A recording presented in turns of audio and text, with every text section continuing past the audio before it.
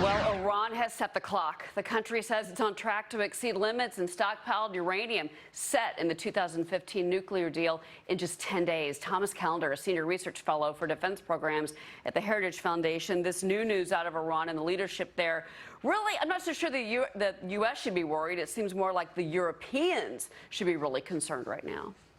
Yes, Cheryl, thank you for having me on this morning.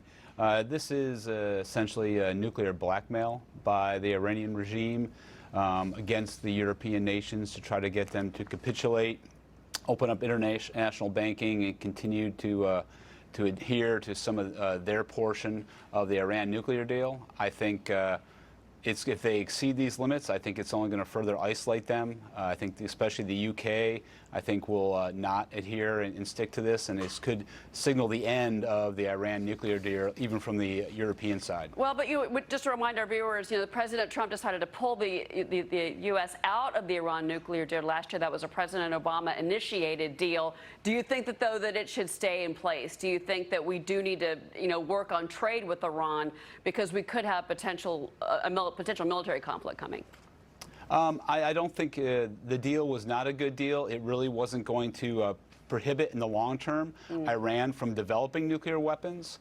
I think the sanctions in place are having an effect on Iran and their economy, and I think that's why we're seeing them lash out with both the attempts to exceed the nuclear deal, both enrichment and number of pounds of uranium, as well as these actions against tanking in the region, again, is another effort to pressure the European and Asia allies to stick to the deal. Well, the attacks on the oil tankers, which is a global story, that's not just a U.S. story. And, now the Pentagon is saying maybe sending like 1,000 troops out there. And, one of the things Ronald Reagan did was when this threat which was happening decades ago, he sent military ships, U.S. military ships, to escort these tankers. Is more troops, more boats, is that the answer?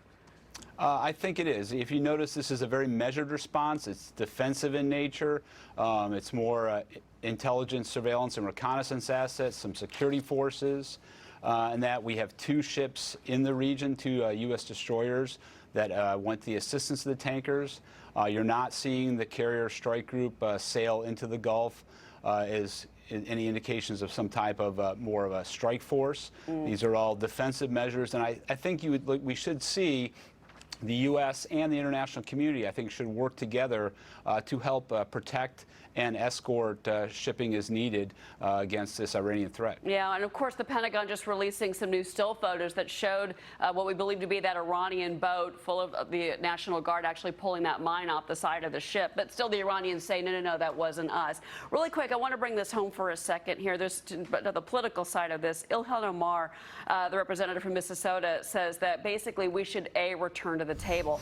You've also got, and here's her tweet talking about that, you've also got Nancy Pelosi concerned about the additional troops that could be sent to the region. You say that you think that's a good idea, but that may be blocked here in Washington. How possible is that? I think Congress will get behind these troops, additional troops we're sending. Again, they're very defensive in nature.